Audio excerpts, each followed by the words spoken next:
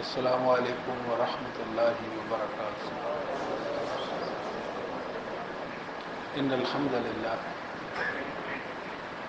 نحمده ونستعینه من يهده الله فلا مضل له ومن يضلل فلا هادي له اشهد ان لا اله الا الله وحده لا شريك له واشهد ان محمدا عبده ورسوله۔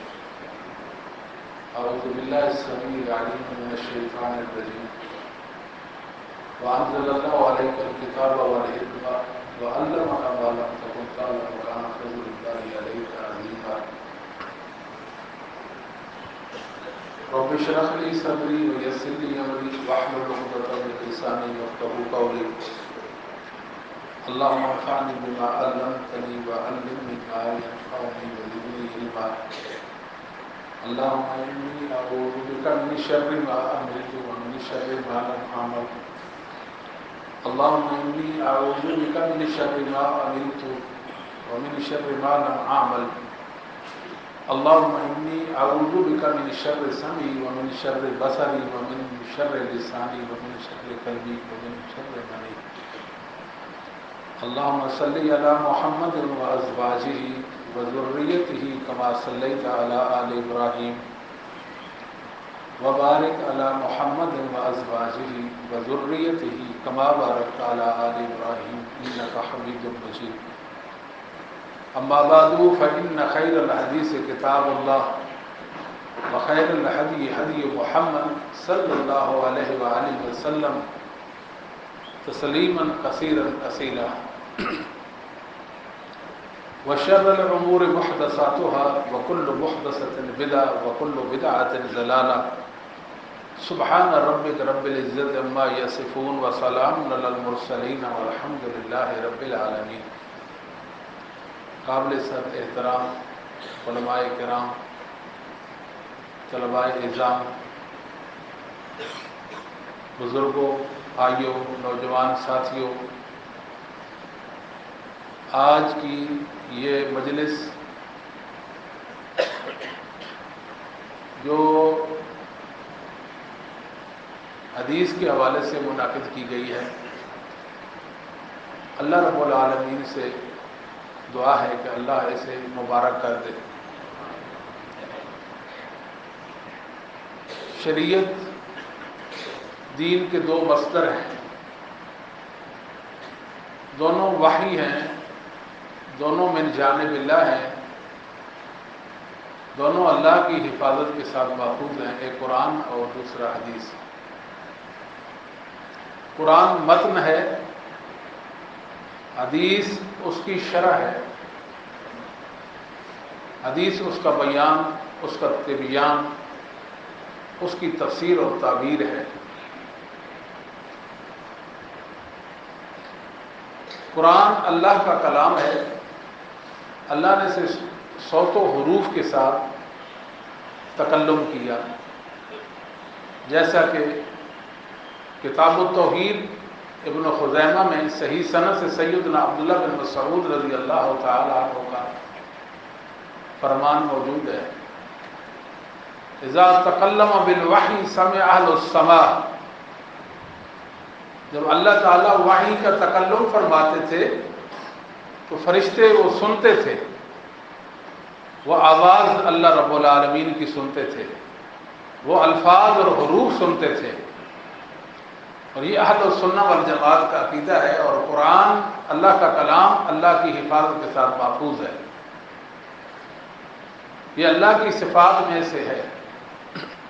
یہاں جملہ معترضہ کے طور پر ایک واقعہ عرض کرتے ہیں جو امام اجوری رحمہ اللہ تعالی نے اپنی کتاب الشریعہ میں ذکر کیا ہے، اس کی سند حسن ہے۔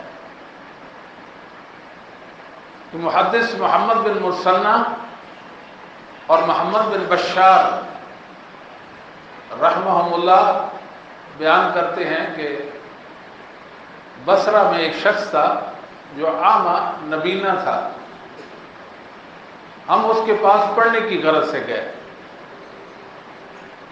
انہی دنوں میں بغداد میں خلق قرآن کا فتنہ رونما ہوا، اور وہ ہمارا استاد اس فتنے کا حصہ بن گیا اور اس فتنے کی لپیٹ میں آ گیا۔ وہ حافظ قرآن تھا، وہ کہنے لگا اگر قرآن مخلوق نہیں تو میرے سینے سے محو ہو جائے۔ بات سمجھیں، اگر قرآن مخلوق نہیں تو میرے سینے سے مٹ جائے، مطلب قرآن مخلوق ہے، اس کا یہ عقیدہ بن گیا۔ ہم نے اسے چھوڑا کہ یہ تو گمراہی کا شکار ہو گیا ہے، اس سے دین نہیں سیکھیں گے، اس سے علم نہیں سیکھیں گے۔ ہم اپنے علاقہ میں چلے گئے اور ایک عرصہ کے بعد ہماری اس سے ملاقات ہوئی۔ ہم نے کہا کہ قرآن کا کیا بنا؟ اس نے کہا کہ قرآن میرے سینے سے محو ہو گیا ہے، قرآن میرے سینے سے مٹ گیا ہے۔ ہم نے کہا آپ سورۃ اخلاص بھی نہیں پڑھ سکتے؟ اس نے کہا میں سورۃ اخلاص بھی نہیں پڑھ سکتا۔ تو قرآن اللہ کی حفاظت کے ساتھ محفوظ ہے، اس کو اللہ نے اتارا ہے۔ اور ایسے ہی واقعہ ہے دلائل النبوہ، امام بہقی رحمۃ اللہ علیہ نے ذکر کیا ہے اور یہ صحیح واقعہ ہے کہ خلیفہ ہارون رشید کے دربار میں ایک نوجوان جو عیسائی تھا، انتہائی خوبصورت الڑ جوان تھا۔ خلیفہ کو اس پہ نظر پڑی، دیکھا یہ عیسائی ہے، اتنا خوبصورت نوجوان، اتنا خوبصورت چہرہ جہنم میں جلے تو کتنے افسوس کی بات ہے۔ کیوں نہ میں اسے اسلام کی دعوت دوں اور اس پر اسلام پیش کروں۔ میں نے کہا کہ خلیفہ نے کہا کہ آپ مسلمان ہو جائیں۔ اس نے کہا اچھا سوچتا ہوں۔ وہ اپنے گھر چلا گیا، اس نے کیا کیا کہ تورات لی اور اس کے چند نسخے لکھے اور اس میں تغیر لایا، تبدل لایا، تحریف کر دی، کچھ آیات نکالی اور آگے پیچھے بھی کر دی۔ وہ چند نسخے لے کر مارکیٹ میں آیا، یہودیوں تمہاری مذہبی کتاب ہے، یہ مجھ سے خریدو۔ تو انہوں نے مجھ سے تورات ہاتھوں ہاتھ خرید لی، لے لی۔ میں واپس آیا، انجیل لی، اس کے چند نسخے لکھے اور اس کے ساتھ بھی میرا یہی برتاؤ اور یہی معاملہ تھا کہ میں نے اس میں گڑبڑ کر دی۔ مارکیٹ میں لے کر آیا کہ عیسائیوں یہ تمہاری مذہبی کتاب ہے، مجھ سے خریدو۔ تو عیسائیوں نے وہ کتاب مجھ سے ہاتھوں ہاتھ خرید لی۔ پھر سے گھر آیا، قرآن کریم لیا، اس میں نے گڑبڑ کر دی، تغیر واقع ہو گیا، تحریف کر دی اور کچھ آیات میں نے نکال دی اور کچھ آگے پیچھے کر دی۔ مارکیٹ میں آیا، کہا مسلمانوں یہ قرآن ہے، اپنی مذہبی کتاب مجھ سے خریدو۔ ان کا لے جاؤ اس کو گھر، یہ ہمارے اللہ کا کلام نہیں ہے۔ بس اتنی سی بات ہے، وہ مسلمان ہو گیا۔ تو اللہ تعالیٰ نے قرآن و حدیث کی حقانیت اور سچائی پر دلائل چھوڑے ہیں۔ جس طرح قرآن کریم کی حقانیت اور سچائی پر دلائل ہیں، تیسے ہی حدیث کی سچائی پر بھی اللہ نے دلائل چھوڑے ہیں۔ الف لام میم غلبت الروم، قرآن نے رومیوں کے غلبے کی پیشین گوئی کی، جیسے قرآن نے بیان کیا ویسے ہو گیا۔ تبت یدا ابی لہب وتب، جیسے قرآن نے بیان کیا ایسے ہو گیا۔ تیسے ہی حدیث کی حقانیت اور سچائی پر بھی دلائل ہیں۔ بخاری مسلم کی حدیث ہے، رسول اللہ صلی اللہ علیہ وسلم نے فرمایا کہ حجاز میں آگ لگ جائے گی، مدینہ کے حرم سے بہر آگ لگے گی، اور آگ اس قدر اس میں شدت ہوگی، اس کے علاوہ بلند ہوں گے کہ دور دور بصرہ مقام جو 30 میل کے فاصلے، وہاں لوگ اپنی اونٹنیوں کی کوہانے دیکھ لیں گے، اس کے علاوہ دکھائیں گے اور لوگ دور دور اونٹنیوں کے کوہانے دیکھ لیں گے۔ یہ حدیث سیدنا ابو ہریرہ نے نبی کریم صلی اللہ علیہ وسلم سے بیان کی۔ ابو ہریرہ دنیا سے چلے گئے اور یہ حدیث موجود تھی حدیث کی کتابوں میں۔ ان کے شاگردوں نے، ابو ہریرہ کے شاگردوں نے ان سے روایت کی، پھر ان کے شاگردوں نے ان سے روایت کیا، سلسلہ امام بخاری مسلم تک پہنچا، امام بخاری امام مسلم نے اس حدیث کو اپنی کتابوں میں ذکر کیا۔ امام بخاری رحمۃ اللہ علیہ 256 میں فوت ہوتے ہیں اور 5 سال کے بعد امام مسلم بھی فوت ہو جاتے ہیں۔ یہ اللہ کا کرنا دیکھیں کہ یہ جو سیاستہ دواوین اسلام کی جو ائمہ ہیں تقریباً 10 سالوں میں سارے فوت ہو گئے تھے۔ تو لوگ بخاری میں یہ حدیث پڑھ رہے ہیں، بخاری متداول کتاب ہے کہ مدینہ کے حرم سے باہر آگ لگے گی، 300 سال گزر گئے مگر آگ نہیں لگی، 400 سال گزرے آگ نہیں لگی، 5 صدیاں بیت گئی آگ نہیں لگی، پھر 635 ہجری میں آگ لگی۔ آسمان اس بات پر شاہد ہے اور زمین گواہ ہے، وہ زمین کا جلا بھنا ٹکڑا آج بھی بول بول کر بتا رہا ہے کہ محمد صلی اللہ علیہ وسلم کی حدیث سچی ہے، کہ رسول صلی اللہ علیہ وسلم نے صدیوں پہلے ایک بات فرما دی تھی، وہ ثابت ہو گئی۔ لوگ یہ جو باتیں کرتے ہیں کہ حدیث تو عجمی سازش ہے، اس کے ساتھ کھلواڑ ہوتا رہا، ایک تاریخی حیثیت رکھتی ہے، صبح کیا اور شام کیا، ایسے نہیں ہے۔ آپ حیران ہوں گے کہ موطا امام مالک کی 483 روایات بخاری مسلم میں موجود ہیں۔ تو امام مالک رحمۃ اللہ علیہ جو ہیں 179 ہجری میں فوت ہوتے ہیں اور امام بخاری 256 ہجری میں فوت ہوتے ہیں، 1 صدی کا فاصلہ ہے۔ 483 حدیثیں موطا امام مالک کی امام بخاری مسلم میں اپنی اپنی سندوں کے ساتھ موطا کی وہ حدیثیں اپنی کتابوں میں ذکر کی ہیں۔ آپ مارکیٹ سے بخاری بھی خریدیں اور مسلم بھی خریدیں اور موطا امام مالک خریدیں، دونوں تینوں کو ٹیلی کریں، عرف تو بڑی دور کی بات ہے، ایک شوشے کا بھی فرق نظر نہیں آئے گا، ایک شوشے کا بھی فرق نہیں آئے گا۔ تو کیوں نہیں مانتے کہ حدیث اللہ کی حفاظت کے ساتھ محفوظ ہے؟ قرآن کو اللہ نے اتارا تو حدیث کو بھی اللہ رب العالمین نے محمد صلی اللہ علیہ وسلم پر اتارا۔ وَمَا يَنْطِقُ عَنِ الْهَوَىٰ إِنْ هُوَ إِلَّا وَحْيٌ يُوحَىٰ۔ محمد صلی اللہ علیہ وسلم کا نطق صرف وحی سے ہوتا تھا، آپ صرف وحی سے بات کرتے تھے، وحی سے نہیں بات، دین کے مسائل میں وحی کے علاوہ بات نہیں کرتے تھے۔ وَمَا يَنْطِقُ عَنِ الْهَوَىٰ، اللہ نے محمد صلی اللہ علیہ وسلم سے پہلے ہوا کی نفی کر دی ہے۔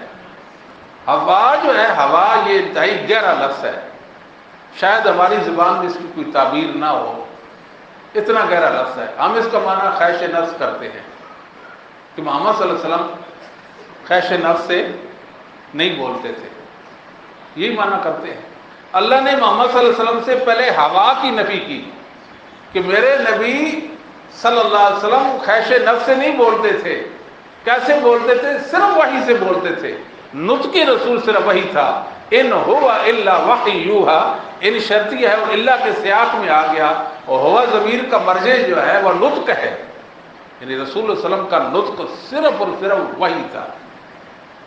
اور اللہ تعالیٰ فرماتے ہیں وَأَنزَلَ اللَّهُ عَلَيْكَ الْكِتَابَ وَالْحِكْمَةَ، اللہ نے آپ پر کتاب و حکمت کو نازل کیا، کتاب بھی نازل کی اور حکمت بھی نازل کی۔ حکمت سے مراد بالاجماع بالاتفاق سنت ہے، حدیث ہے، جیسے کہ قتادہ رحمہ اللہ فرماتے ہیں اور ابن قیم رحمہ اللہ تعالیٰ نے الروح کے اندر اس پر اجماع بھی نقل کر دیا ہے۔ وَاذْكُرُوا نِعْمَتَ اللَّهِ عَلَيْكُمْ وَمَا أَنزَلَ عَلَيْكُم مِّنَ الْكِتَابِ وَالْحِكْمَةِ يَعِظُكُم بِهِ،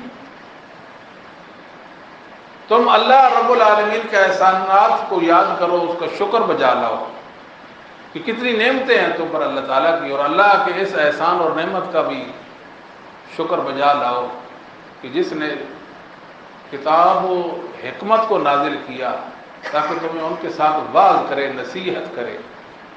بعض لوگ کہتے ہیں کہ یعظکم بھی ضمیر مفرد ہے تو قرآن حکمت ایک ہی چیز ہے، یہ ان کی بات درست نہیں ہے۔ اس لیے درست نہیں ہے کہ یہ قرآن کی اسلوب اور بلاغت کے بھی خلاف ہے۔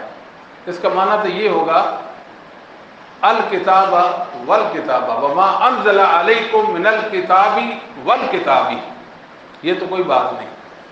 مطلب یہ ہے کہ واو جو ہے یہ عاطفہ ہے اور یہ مغایرت چاہتی ہے، یعنی کتاب اور ہے اور حکمت اور ہے، دونوں میں مغایرت ہے۔ دوسری بات کہ یعظکم بھی، جب مقصد مقصود ایک ہو تو ضمیر مفرد بھی لائی جا سکتی ہے. والذین یکنزون الذهب والفضة ولا ينفقونها فی سبیل اللہ. پیچھے سونا اور چاندی کا ذکر ہے اور ہاں ضمیر مفرد دونوں کی طرف لوٹ رہی ہے کیونکہ مقصد ایک ہے، تو اس لیے قرآن میں ضمیر مفرد کے ساتھ اس کو ذکر کر دیا.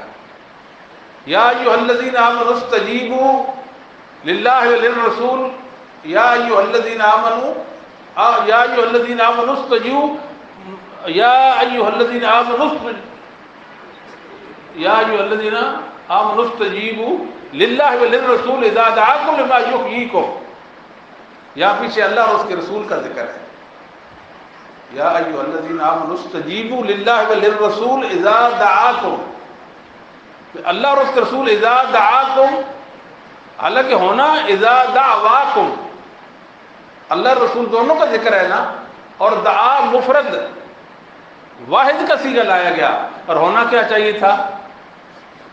دعوا ہونا چاہیے تھا نا، تثنیہ ہونا چاہیے تھا، کیونکہ کچھ پیچھے اللہ اور اس کے رسول کا ذکر ہے.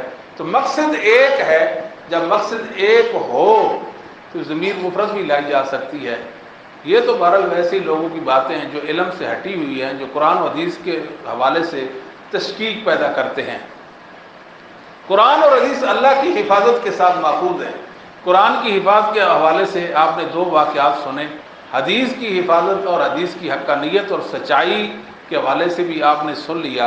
اللہ تعالیٰ فرماتے ہیں وَأَنزَلَ اللَّهُ عَلَيْكَ الْكِتَابَ وَالْحِكْمَةَ، اللہ نے کتاب و حکمت کو نازل کیا ہے. نحن نزلنا الذکر وَإِنَّا لَهُ لَحَافِظُونَ، ہم نے اس ذکر کو نازل کیا ہے. ذکر جو ہے یہ تذکیر کا ایسا مصدر ہے اور مذکر کے معنی میں ہے کہ ہم نے یہ نصیحت، یہ ذکر کرنے والا کلام قرآن اور حدیث کی صورت میں نازل کیا ہے اور ہم ہی اس کے محافظ ہیں. اللہ نے اس کو محفوظ رکھا ہے. قرآن کی حفاظت بھی اللہ نے اس کا ذمہ لیا اور حدیث کی حفاظت کا ذمہ بھی لیا ہے. اور رسول اللہ صلی اللہ علیہ وسلم کو بھی اللہ تعالیٰ نے ذکر فرمایا.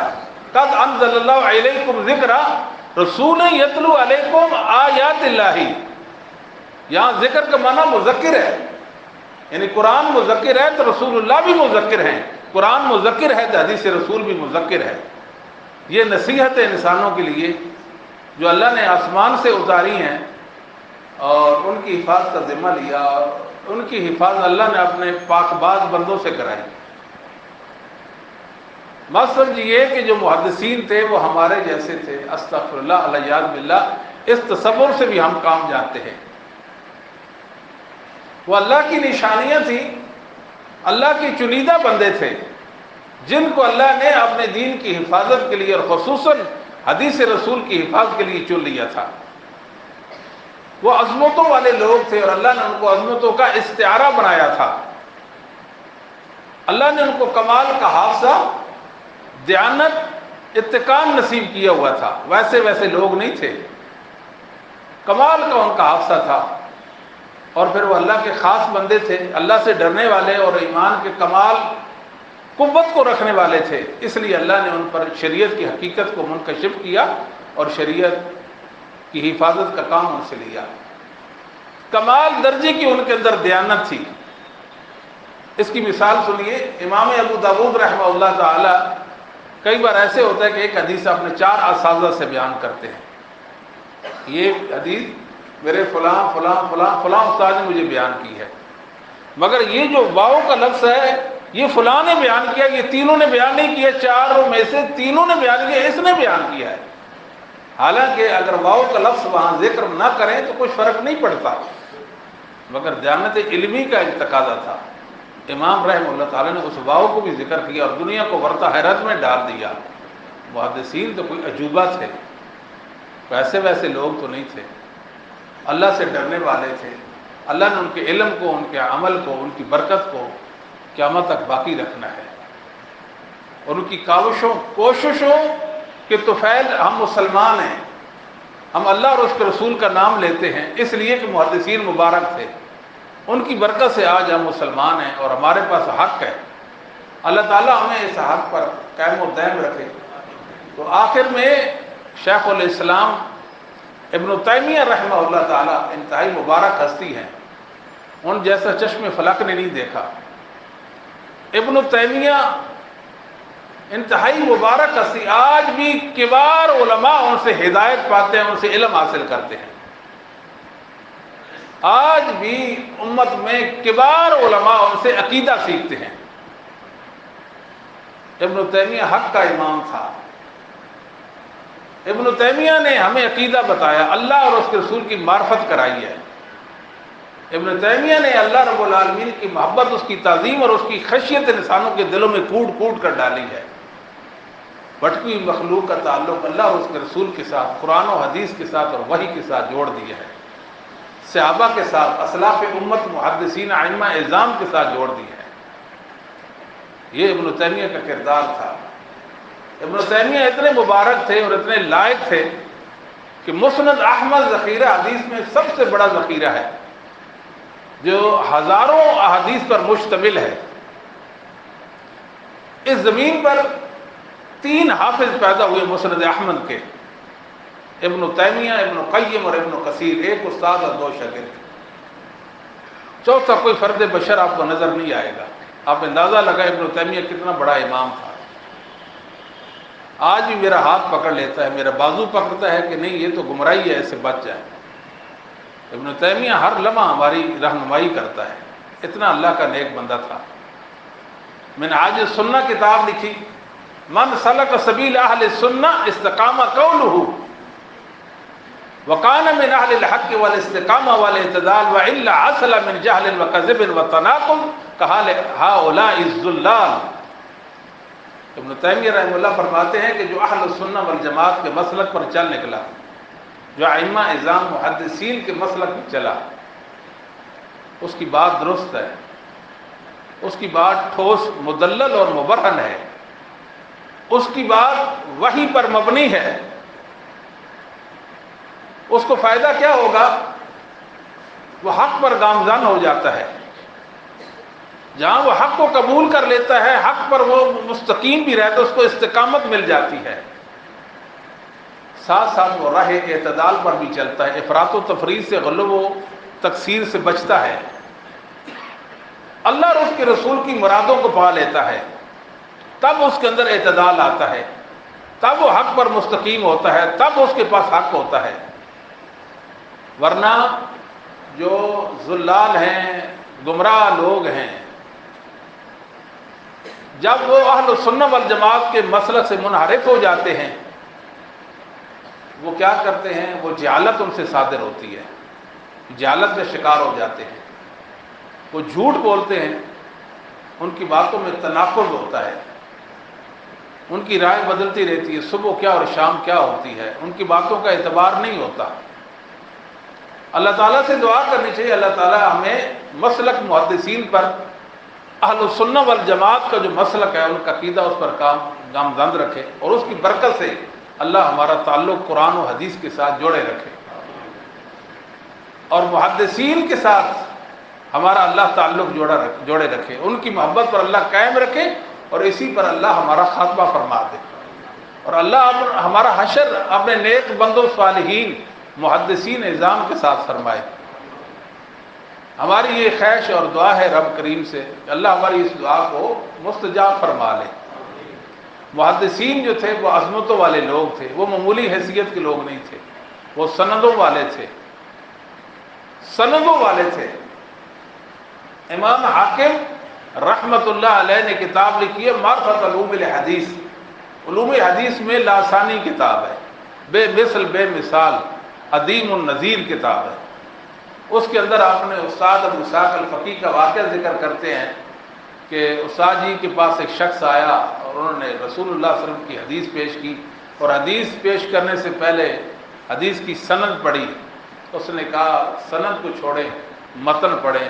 فرمانے لگے قم یا کافر، اٹھ جا کافر، تو دین ہی نہیں مانتا، دین کی بنیادوں کو نہیں مانتا، میں تجھ پر رسول اللہ کی حدیث کیسے پیش کروں؟ سند تو دین ہے۔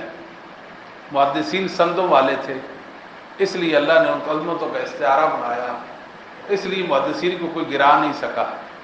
دنیا میں بہت سارے لوگ آئے جنہوں نے محدثین کے خلاف عرضہ سرائی کی، ان کے متعلق باتیں کی، چھ مگوئیاں کی، طرح طرح کی باتیں کی، اور حدیث کے حوالے سے لوگوں نے بہت سارے اعتراضات وارد کیے اور تشکیک پیدا کرنے کی کوشش کی، یہ حدیث قرآن کے خلاف ہے، عقل اس کو نہیں مانتی، اس میں یہ ہے، اس میں وہ ہے، اس طرح کی باتیں کی ہیں۔ تو میں یہ عرض کرتا ہوں کہ ایک حدیث سے بھی امت کو محروم نہیں کر سکے، اور ایک امام سے بھی محروم نہیں کر سکے۔ اللہ نے محدثین کی عظمتوں کو چار چاند لگا دیے، اور ہر دور میں محدثین سے محبت کرنے والے، ان سے عقیدت رکھنے والے موجود تھے، اور ان کو اپنا خوش چین سمجھنے والے بھی دنیا میں موجود رہے ہیں۔ کوئی دور ایسا نہیں تھا جس میں یہ تسلسل نہ ہو۔ یہ بہت بڑی بات ہے، الحمدللہ کا حق کا ایک تسلسل تھا جو چلتا چلتا ہم تک پہنچا۔ اللہ نے اہل حدیث کو سندوں والا بنایا ہے، جو محدثین کے مسلک پر نہیں ہیں، ان کی روایات سندوں سے آری ہوتی ہیں، اور محدثین کی جو روایات ہے وہ سندوں والی ہوتی ہیں، اور کیا شان ہے ان کی۔ امام بخاری احمد بن اشکاب سے بیان کرتے ہیں اپنے استاد سے، کیا وہ کوئی معمولی حیثیت کا انسان تھا؟ ساری دنیا چراغ لیے ڈھونڈے، احمد بن اشکاب نہیں لا سکتی کہ یہ احمد بن اشکاب ہے۔ کیا خیال ہے؟ اس جیسا بھی کوئی لا سکتی ہے؟ محمد بن فضیل جیسا کوئی نہیں لا سکتی، عمارہ بن قعقاع جیسا کوئی نہیں لا سکتی، ابو عمر حرم بن عمر ابو زرع جیسا کوئی نہیں لا سکتی۔ یہ بات حقیقت ہے کہ نہیں؟ یہ محدثین کی کوشش اور کاوش ہے۔ اللہ نے ان کے لیے دین کی یہ چیزیں ساری موم کر دی تھی، مشکل نہیں ہے ان کے لیے، یہ اللہ کا خاص فضل تھا۔ وہ چونکہ اللہ کے خاص بندے تھے اور چنیدہ تھے، ان کے ذمہ ایک کام تھا جو انہوں نے بے طریقے آسن اس کو نبھایا، اپنی کتابوں کو سندوں کے ساتھ مزین کیا۔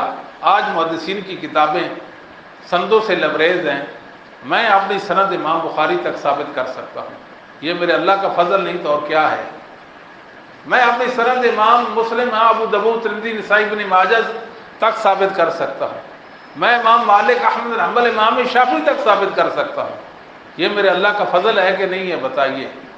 ہمیں اس پر اپنے رب کا شکر گزار بندہ بننا چاہیے، اس کا عاجز ماندہ بندہ بننا چاہیے، اللہ کے حضور ہمیں جھک جانا چاہیے، اور اس کی اس نعمت پر، اس کے انعام پر اس کا شکر بجا لینا چاہیے۔ اللہ تعالیٰ سے دعا کرتے ہیں اللہ تعالیٰ ہمیں قدردان بنا دے، دین اسلام کا قدردان بنائے، محدثین سے محبت اور عقیدت رکھنے والا بنائے، اور اللہ ہمیں شرح صدر دے کہ ہم صحیح معنوں میں قرآن و حدیث کو سمجھ سکیں۔ اقول قولی ھذا استغفر لی ولکم ولسائر المؤمنین والمؤمنات والمسلمین والمسلمات۔